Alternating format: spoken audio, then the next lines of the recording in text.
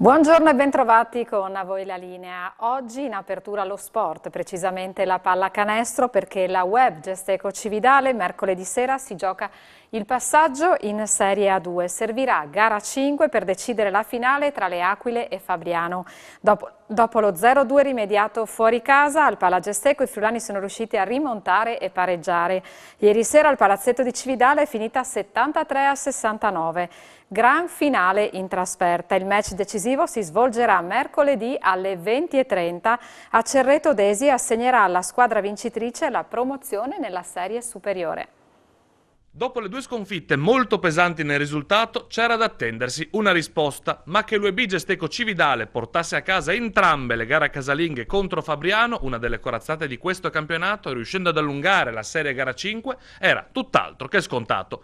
Decisivo il pubblico del Palagesteco, che ha risposto presente alla chiamata del presidente Mikalic per supportare la squadra. E così la squadra ha fatto il suo, vincendo gara 4 per 73-69, con un Battistini da 27 punti e Chiera e Rota, le due colonne di questa stagione, a 16 ciascuno. Davide Mikalic, la Web ha regalato un'altra serata straordinaria, si recuperano le due partite perse fuori casa, si va a gara 5, questa sera avanti più 12, poi si è decisa all'ultimo, insomma raccontamela. Ma cosa vuoi che ti dica? È stata una partita fantastica, queste due partite in casa abbiamo dimostrato che ci meritiamo questa finale, le prime due ci abbiamo battuto correttamente ma non abbiamo mollato di una virgola, adesso siamo a una partita della Serie A, sarà durissima, troveremo un clima infuocato, spero che sarà tutto a posto perché alla fine c'è un po' di scaramucce, ma questa è una finale. Io mi auguro che troveremo un clima sportivo per fare una gran partita perché ormai siamo qua e ce ne manca una, ma comunque sia io ringrazio questo colpo di giallo che abbiamo avuto stasera, questa coreografia, questo pubblico, voi di Telefriuli siete stati fantastici, avete creduto in noi a inizio anno e credo che abbiamo ripagato tutti quanti, in primis noi stessi, tutti i nostri sforzi, regalando partite meravigliose che credo facciano bene a tutto il movimento, ma credo che chi va a casa stasera farà fatica ad addormentarsi. Eh sì, perché comunque stasera avete ancora di più la dimostrazione, insomma, cioè se si arriva a gara 5 è chiaro che ce la si può giocare, però voglio dire, è stato davvero, avete perso due partite nettamente, in queste due partite avete dato oggi in certi momenti una dimostrazione di forza straordinaria. Straordinaria, poi alla fine i ragazzi erano cotti, loro stati bravissimi, hanno provato a recuperare, quasi ci riuscivano, abbiamo avuto un po' di paura di vincere, la stanchezza, Eugenio Rota ha fatto una partita eroica, la cosa, Battistini ha fatto anche oggi una bomba clamorosa, e poi alla fine non ne avevamo più, l'abbiamo portata a casa con i denti, è venuto fuori Patatrac su questo fallo a metà campo che per me era fallo, poi però insomma credo che abbiamo meritato, eravamo sempre avanti, credo abbiamo meritato e adesso dobbiamo giocarci, ci manca una partita per andare in Serie A, ce ne manca una sola. Leonardo Battistini, insomma uno degli eroi di questa serata, di queste serate a Cividale, hai regalato spettacolo, avete regalato un'emozione straordinaria. Ci voleva, dopo le due partite che abbiamo fatto là, volevamo comunque far vedere ai nostri tifosi che la squadra c'era ancora, che era sul pezzo. Per fortuna ci siamo riusciti a fare comunque due buone partite e speriamo di essere sulla strada giusta. Cosa vi siete detti dopo appunto Fabriano, dopo quelle due gare insomma dove bene non era andata anche dal punto di vista del divario? Sicuramente eravamo un pochino, avevamo un po' di sconforto, però abbiamo provato comunque con la spinta dei tifosi e comunque il palazzetto speravamo di dare qualcosa in più.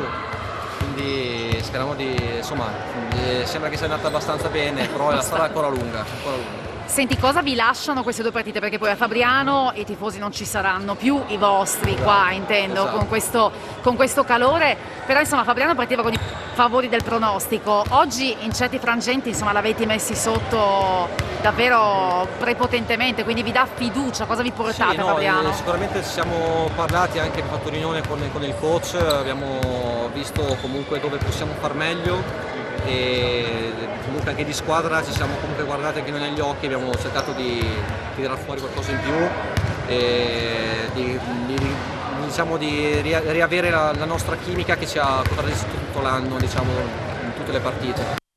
Cambiamo argomento, c'erano circa 900 persone questa mattina all'alba ad assistere al concerto del solstizio d'estate, il tradizionale appuntamento al Faro Rosso di Lignano Sabbiadoro.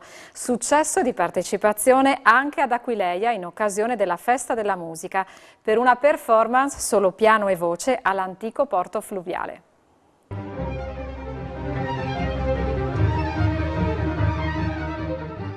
Il concerto al Faro Rosso di Lignano Sabbiadoro celebra l'esplosione dell'estate come da tradizione in occasione del solstizio il 21 giugno all'alba. Quest'anno ancora più suggestivo perché porta con sé tutta la bellezza del ritorno della musica eseguita dal vivo per il piacere del pubblico presente, 900 persone. Organizzato dall'Associazione Culturale Insieme per la Musica in collaborazione con il Comune di Lignano Sabbiadoro, dalla bacchetta del maestro Domenico Mason l'emozione è stata fortissima. In omaggio alla particolarità della giornata, il primo brano eseguito è stato L'estate di Vivaldi.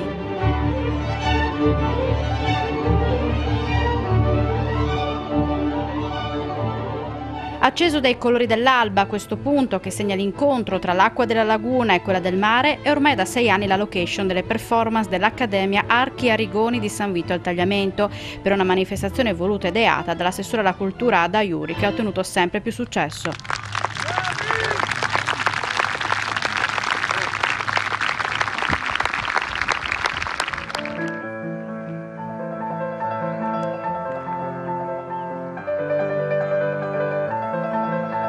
Successo di partecipazione anche ad Aquileia in occasione della Festa della Musica come evento di chiusura delle giornate europee dell'archeologia. Aquileia ha celebrato il solstizio d'estate con il concerto all'alba di Alessandra Celetti lungo le sponde dell'antico porto fluviale di Aquileia, organizzato dalla Fondazione in collaborazione con il Comune.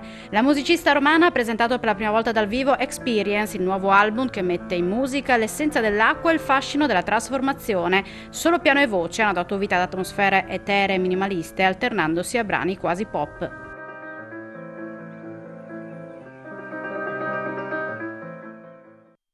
Dopo un anno di fermo forzato ha riaperto il rifugio Pordenone in Val Cimoliana, una riapertura coincisa con la festa per i 91 anni del rifugio.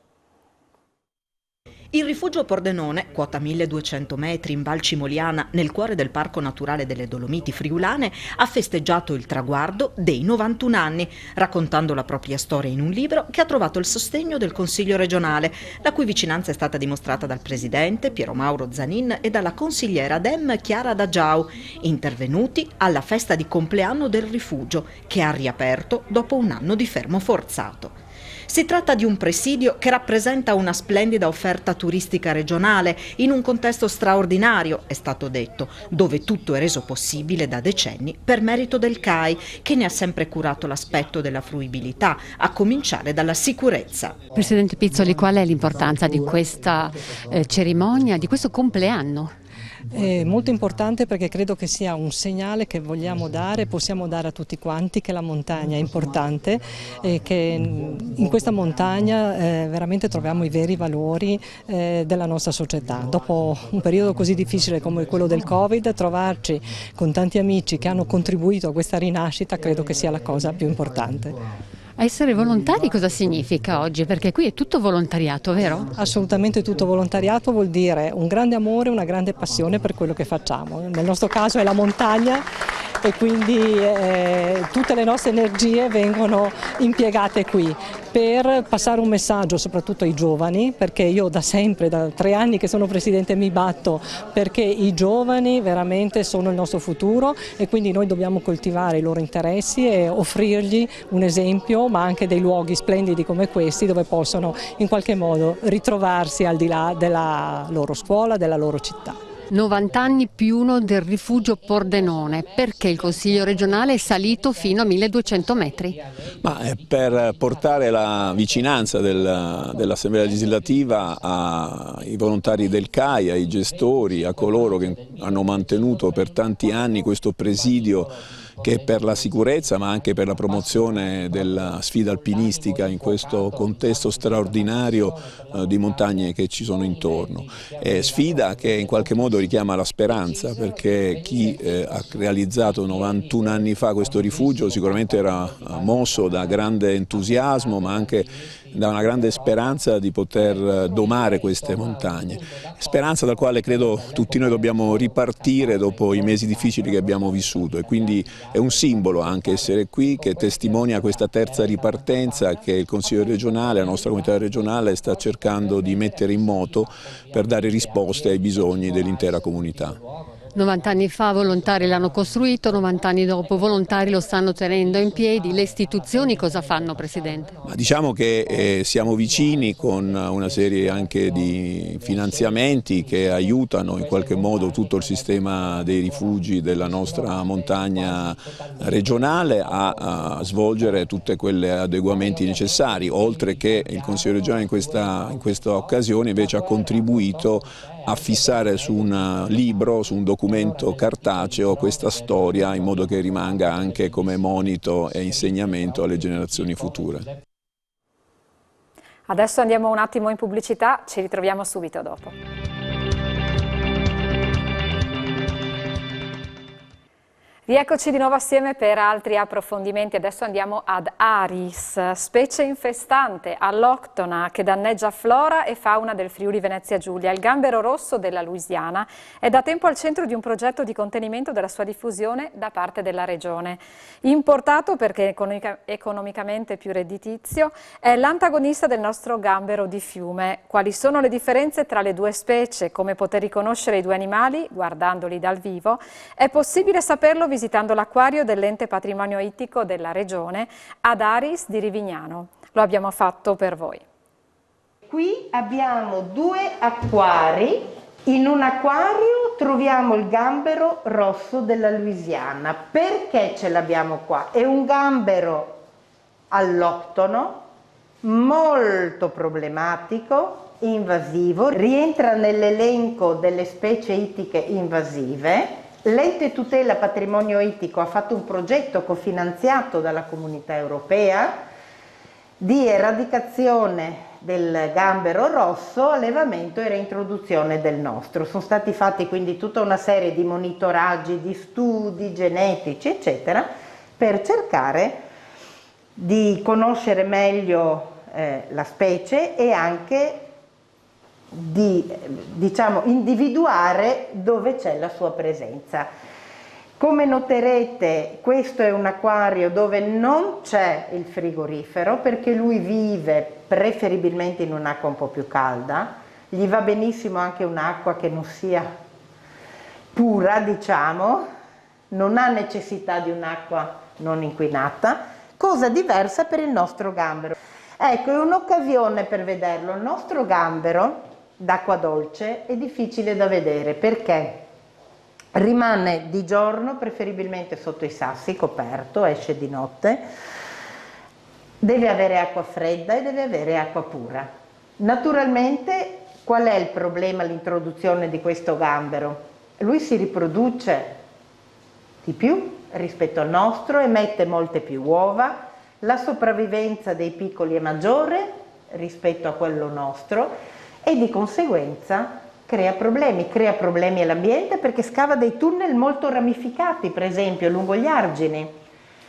Crea problemi all'ambiente perché può alterare dei piccoli corsi, se ci sono molti esemplari proprio lui scava, mangia moltissima vegetazione e diciamo può alterare la catena alimentare perché il fatto che l'acqua sia intorbidita altera la tipologia di vegetazione e di conseguenza tutti gli animali collegati a quel cibo. In questa vetrina qui ci sono delle esuvie perché i gamberi hanno una corazza rigida che in effetti li protegge dai predatori. Questa corazza rigida però non si adatta alla loro crescita, quindi quando crescono devono esuviare e naturalmente cosa fanno? Si vanno a nascondere perché sono vulnerabili, quindi predabili, e ricreano la loro corazza. Può succedere che in fase di accoppiamento o durante un combattimento o durante la muta, una delle due chele venga persa. In quel caso gli ricresce. 16 eventi in regione e non solo animeranno il Festival Musica Antica organizzato dall'Associazione Barocco Europeo e incentrato sulla figura di Dante. In programma anche l'intermezzo L'impresario delle Canarie con un casting per le voci e il supporto degli studenti dell'Accademia delle Belle Arti di Venezia per la realizzazione della scenografia.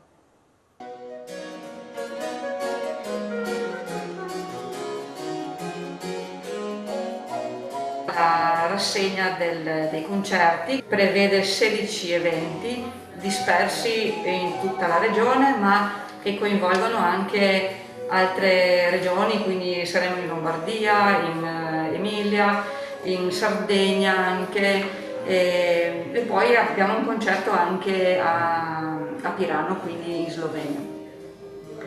16 concerti che propongono un repertorio naturalmente molto diverso uno dall'altro, e 2 di questi però saranno dedicati alle celebrazioni dantesche di quest'anno, quindi presenteranno un repertorio proprio pensato e dedicato a una lettura di questo genere, questo aggancio con questo autore. Coinvolge 6 comuni della regione, quindi Sacile, Pordenone, Sesto Arreghena, Polcenigo, San Martino al Tagliamento, Trieste, però si estende anche a Radovlizza, a Pirano, e poi a Torino, a Milano, Pesaro, Genova e Sassari.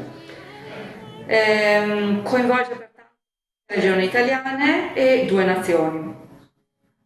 Tratto distintivo del festival di quest'anno e dell'attività del barocco europeo è L'impresario delle Canarie, una piccola opera composta da Domenico Sarro ed eseguita a Napoli nel 1724 per prima volta. Ed ebbe un successo strepitoso allora, con innumerevoli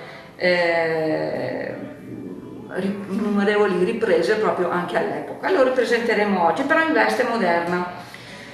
Come? Attraverso la selezione delle voci, quindi per questo abbiamo istituito un concorso che coinvolge una giuria di 18 prestigiose professionalità.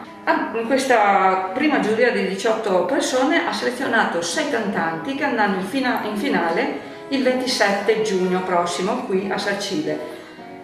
La giuria sceglierà i cantanti che realizzeranno e saranno i protagonisti di questo Impresario delle Canarie. A completamento di questo progetto, la collaborazione con l'Accademia di Belle Arti di Venezia e i ragazzi del Dipartimento di Scenografia per la costruzione degli elementi di scena, materiali ma anche digitali, che contribuiranno proprio all'allestimento totale e definitivo di questo intermezzo, che avrà realizzazione a Sacile il 30 agosto al Teatro Zancanaro, il 16 ottobre al ridotto del Teatro Rossetti di Trieste, quindi sede molto prestigiosa, e il 17 ottobre nella Sala Barocca del Palazzo di Radovlizza. Quindi io invito tutti a seguire questi concerti che sono molto diversi tra di loro e molto accattivanti, soprattutto l'intermezzo delle Canarie. Questo ci fa molto onore essere riusciti in un tempo così difficile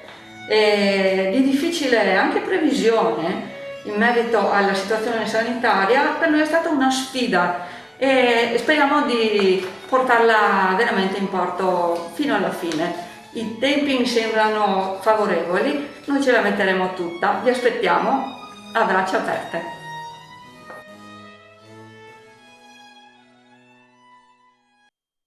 Questo era l'ultimo servizio, io vi ringrazio per la cortese attenzione, vi ricordo che il prossimo appuntamento con l'informazione su Telefriuli è il TG delle 16:30.